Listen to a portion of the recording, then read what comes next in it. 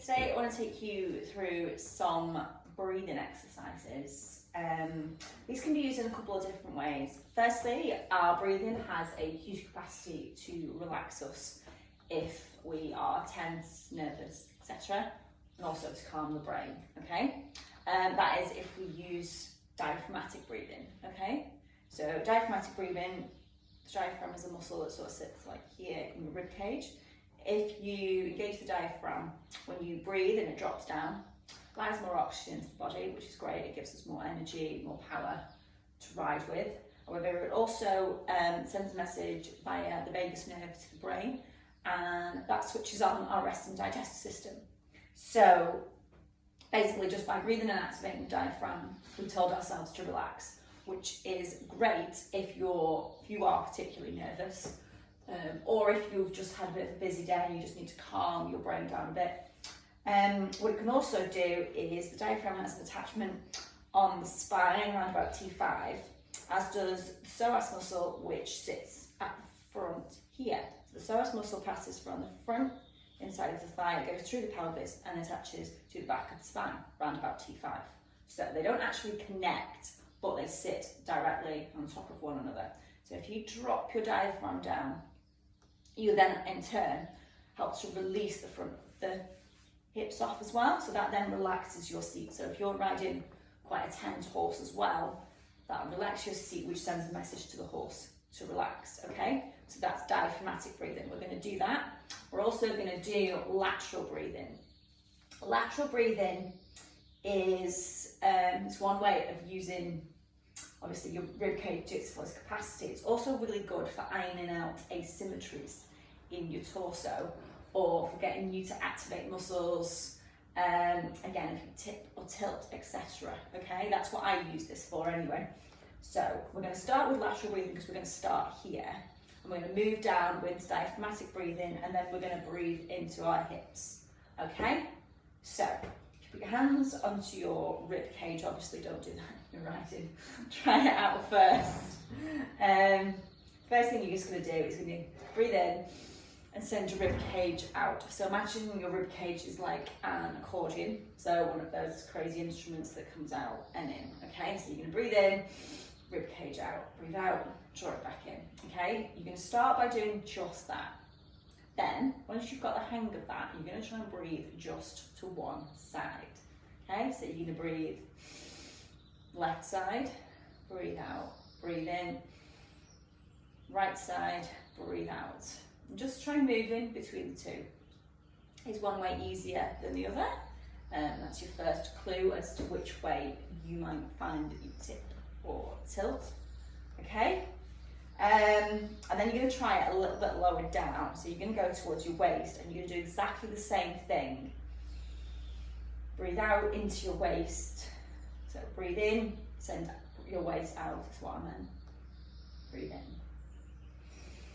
So out into your waist, and then breathe out, let it fall down. Once you've got that going, so we're breathing in, filling the rib cage, filling the waist, breathe out.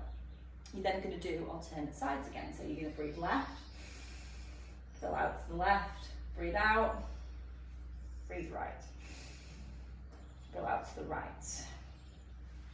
Okay, using those two. Now, how you then use those when you ride is, say, for example, you are on a circle and your horse is falling in. Okay, you might find, say if we're on a left rein, take a breath to the right. Okay, so if you're on the left rein, take a breath to the right and see what happens. Okay, if that doesn't work, take a breath to the left. See what happens, because I can't see you, I can't see what you're doing. Try both, hopefully one of them will get you a response, okay? I tend to start with the outside, but try them both out, see if you get a response. The same happens if you're going laterally, that sort of thing, or if you are generally tipping, tilting, moving on a straight line. Try breathing one way or another and see what happens. Then we're going to go